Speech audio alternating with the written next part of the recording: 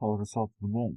Então, vocês já se perguntaram aí como que a gente conseguiria trabalhar de uma forma mais dinâmica com vetores? Pois é, ah, quando a gente pensa aqui em vetores, tá? A gente não está falando desse carinha aqui, do nosso amiguinho aqui do malvado favorito, o vetor. Não tem nada a ver com esse cara, né? Esse vilão, não. O que a gente está falando é esse conjunto de dados aqui, ó, onde a gente consegue transportar. Tá vendo? Ó, um conjunto de dados de inteiros onde a gente consegue transportar vários inteiros de uma vez só. Que nem aqui embaixo, ó, o 1, o 2, o 3, o 4, o 5, o 6, tá? Todos eles. Então, lembrando aqui que o vetor, ele trabalha de uma maneira onde a gente tem um lugar para armazenar o valor, tá certo? E também a gente tem o índice, que é como que a gente faz essa consulta. Então aqui, né, cada posição dessa, ele tem um índice. O índice começa de 0, 1, 2, 3, 4, 5 aqui no caso, tá? Mas de uma forma geral, ele representa o n menos 1, tá bom? Então a gente sempre vai percorrer todas essas informações do vetor. Porém, esse vetor que a gente está trabalhando aqui, ele tem uma característica muito ruim quando a gente está trabalhando, quando a gente não sabe a quantidade de dados que a gente vai transportar. Porque esse cara, ele faz com que eu tenha que declarar o tamanho dele.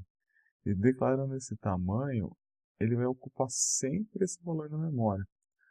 E aí o Java ele já preparou para a gente, já tem uma API toda construída, a API de Collection, que auxilia a gente a trabalhar com vetores, né, com conjunto de dados.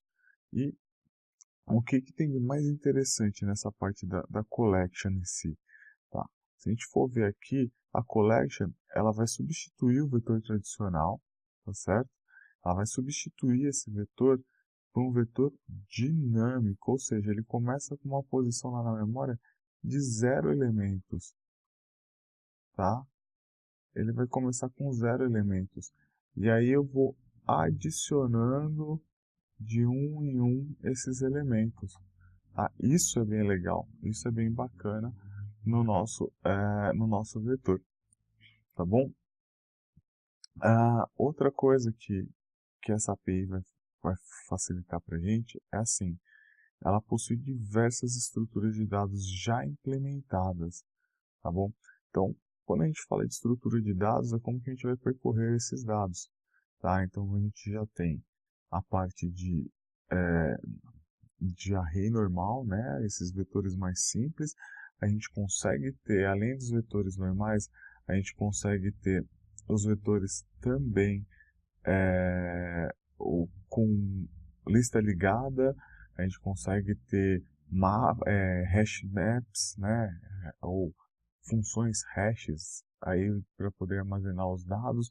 A gente consegue trabalhar com árvores, tem um monte de estrutura todas já prontas para a gente só utilizar, dependendo da nossa aplicação, tá bom? Outra coisa muito importante que tem aqui no vetor é que ele vai ser essencial, né? Para qualquer desenvolvedor Java. Cara, hoje em dia não existe uma aplicação que você não vá fazer que use vetor. Todas as aplicações, ainda mais quando você fala de Big Data, qualquer outro desses tipos de aplicação, com certeza utilizam esses vetores, tá? Com certeza absoluta, acredite, tá bom? E o primeiro cara que a gente tem, ele é o ArrayList, tá? Esse é o cara que nós vamos falar. Mas antes da gente começar a falar dele, eu vou dar uma dica aqui muito importante. Toda a API Collection, ela está dentro desse pacotezinho aqui, ó, util Java, tá? Do Java util, desculpa, ok? Então você não pode deixar de importar esse cara no começo do seu código. É sempre import java.util. Eu coloquei aqui ponto asterisco porque é a API completa, mas você pode colocar simplesmente lá no java.util. Né, por exemplo, array list,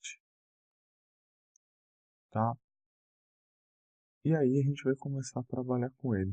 Mas para trabalhar com código, a gente nunca tem que ficar com PowerPoint, essas coisas, não é muito legal não. A gente gosta de colocar a mão na massa mesmo. Então vamos lá para o NetBeans, é lá que a gente vai trabalhar mesmo efetivamente esse código, tá? Aqui eu já deixei uma classezinha preparada, registro, outra de veículo, eu já vou explicar por que serve disso, tá? Mas vamos começar aqui, ó, criando uma nova classe aqui, né? Projeto collection, tá bom? Ah, collection, agora sim tá certo. Eu vou colocar aqui, vou criar um pacotezinho, ó, né? Veículos principal. Vamos apagar esse monte de comentário que eles dão aqui. Vamos fazer aqui um void. Vamos colocar public static void main o string, que é um vetor, tá vendo? Esse é um vetor, olha só, de cara. Já no método main do Java você já tem um vetor. Você tá vendo como que é importante? Tá vendo? Isso é importante, tá? E agora a gente vai fazer assim, ó. Nossa ArrayList. ArrayList, eu chamo o objeto ArrayList. Chamei ele. Vou colocar aqui entre diamantes, tá? Esses sinaizinhos de maior e menor, a gente pode chamar eles de diamantes, tá? Então, entre diamantes, eu vou colocar o tipo que eu quero. Por exemplo, string, tá bom? Não esquecem aqui, ó, de dar um import, como eu falei, Java util ArrayList. String, opa, ficou com um T a mais aqui. Eu vou dar um nome aqui de textos, ok? New ArrayList. Aí que os diamantes, eles ficam, né, na instância do objeto, esses diamantes eles vão ficar sem nada dentro e depois seguido os nossos parênteses aqui dentro do nosso código, tá bom? Então, essa daqui é a carinha da instância de um ArrayList.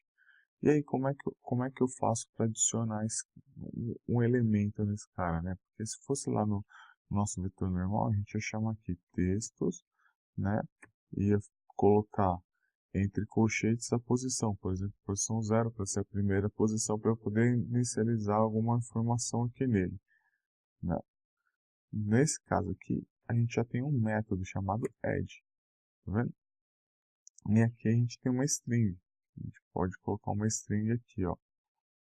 API collection rocks. Uhum. Né? E aí eu vou colocar aqui textos ponto add, vou utilizar sempre, né? Eu vou colocar mais um aqui, mais um texto, ó, mais uma adição aqui, ó. Vou colocar, né? Uhul. Vendo? O método add é para poder eu inserir informações dentro dessa collection, beleza? A collection do ArrayList. O que ele está dando de erro aqui? Ah, tá. Essa barra aqui, tem que tomar cuidado com ela porque ela é uma barra de um comando especial dentro da string e tal. Lembra do barra N para poder pular a linha, barra T para dar um tab. Então, quando eu quero exibir a barra, né, essa barra invertida, eu uso duas barras, tá bom? Por isso que eu tive que colocar aqui. E aí, ó, então aqui eu adicionei uma informação nele, tá?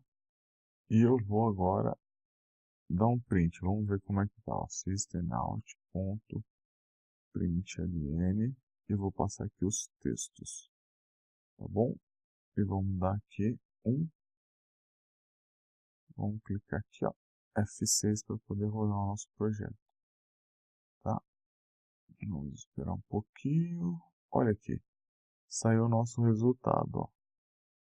Aqui aumentando um pouquinho, ó. Saiu aqui, ó. Tá vendo? O resultado tá aqui. Saiu toda aqui a string tá toda bonitinha, né? Então a gente tem a API, API Rocks, né? Nossa API Collection Rocks, blá blá blá. A gente fala que vou utilizar ela sempre e tem o carinha do né? Então a gente tem aqui todas as três strings que nós adicionamos. A gente já conseguiu visualizar que ela está funcionando e já está até no formatozinho aqui do nosso vetor, tá bom? Então, esse é um próximo ponto. Outra coisa importante que eu tenho que ver aqui é o que? É como que eu recupero essa informação de um carinha só. Como que eu pego um elemento dessa string ou desse texto. Então aqui, ó, quando eu tenho textos, posso passar o método get. O método get, ele é como se fosse aqueles nossos colchetes, certo? Eu vou passar o índice aqui para ele, tá? Então é com o índice que eu vou fazer toda essa manipulação aqui, certo? Então eu vou falar aqui get e o valor do índice, por exemplo, 1, tá? Vamos dar aqui, ó. Vou utilizar sempre. Saiu quem? O texto que estava na posição 1, tá bom? Então, e se eu quiser remover esse cara? Então, eu vou colocar aqui, ó, textos.remove. Eu tenho duas opções para poder remover o objeto. Eu posso passar o próprio objeto, que ele vai percorrer a lista, na hora que ele encontrar o objeto, ele remove ele, ou eu posso simplesmente passar já o índice direto. Então, vou passar o índice, eu quero remover o 1. Vamos ver como é que vai fazer isso. Estou removendo o 1 e vamos ver como na hora que vai sair ali o print, né, do nossos textos get1. Será que vai dar algum erro? Vamos ver. Ah lá, ele tirou, eliminou o elemento do 1 aqui, né? Esse elemento central. E aí depois ele já puxou o último elemento para essa posição, para poder ficar agora na posição real do nosso vetor, tá? A gente pode até ver aqui, ó, pela função size, tá? Vou dar um system out.println, tá? E aí eu vou usar aqui, ó, textos.size, tá? E vou remover ele e vou dar depois um outro aqui, ó, um outro print size. E aqui eu vou dar um print do nosso array como um todo. Vamos rodar. Ah lá, tenho três, no primeiro print, né, eu tenho 3 elementos. No segundo print eu tenho 2 elementos e aí está saindo o último elemento que está na posição 1 do nosso vetor, né? Bem bacana isso. Uma outra coisa bem legal que a gente tem aqui é como que a gente vai percorrer esse vetor, tá? Como ele já tem toda uma estrutura de objetos, tal. O mais indicado não é a gente fazer aquele for tradicional. O mais indicado aqui é a gente fazer o for each. Como que a gente faz isso aqui? Nós vamos apagar esses caras todos. Então aqui eu vou fazer, ó, for, né? E o for each ele começa com a declaração de um objeto, né, do mesmo. O objeto ele tem que ser do mesmo tipo de quem? Do que foi declarado lá no array. Então os dois têm que estar no mesmo tipo, senão não vai funcionar, tá? Então eu vou colocar aqui, ó, texto, aí 2 pontos, textos, que é, agora esse textos aqui é a minha lista, tá? Então esses 2 pontos ele vai ficar falando assim, ó, o texto fala, ó, tem alguém aqui, você tem alguém aí, textos? Aí ele fala, tenho, manda para cá. Aí ele copia para cá que ele vai trabalhando dentro do bloco, tá bom? Ele trabalha dentro do bloco como se fosse uma atribuição aqui, tá? E quando não tiver mais nenhum objeto, ele vai remover, ele vai parar de executar esse for, ok? Então vamos continuar aqui.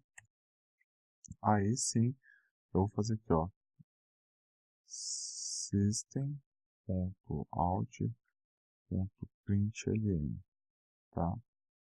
Texto. Vamos ver aqui, vamos dar um rodar. Olha lá, foi exibindo um por um, cada um em uma linha, tá bom? Vamos fazer o seguinte aqui, eu vou dar só para vocês entenderem que como que a gente manipula mesmo o nosso array. Print ln textos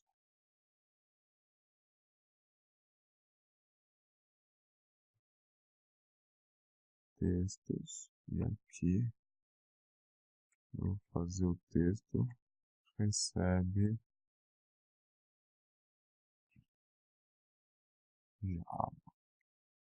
Java, tá? Vou rodar aqui,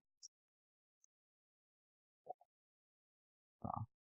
Então tudo que eu executo dentro do meu for, tá? Ele não altera nada o meu array original, tá? Eu só estou manipulando ele, tá? Para poder exibir, para poder pegar aquele conteúdo e trabalhar aquele conteúdo. Eu não consigo fazer uma adição propriamente dita, né?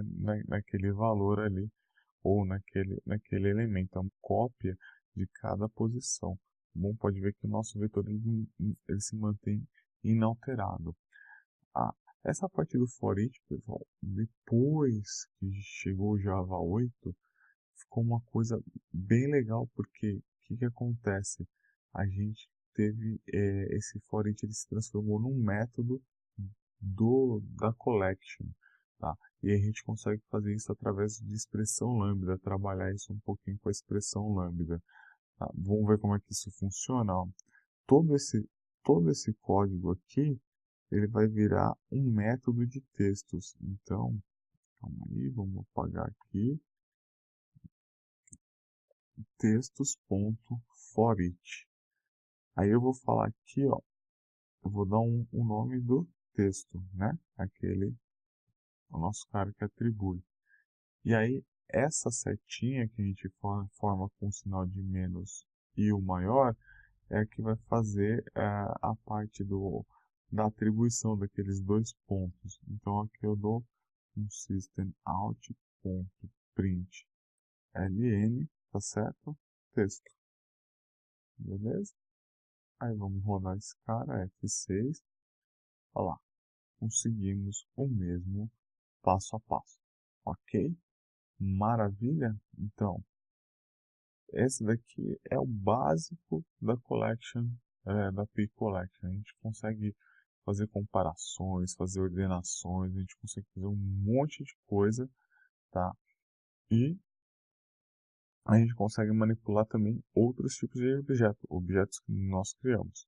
Mas por enquanto a gente fica por aqui e a gente já volta com mais conteúdo para vocês, beleza? Abraço!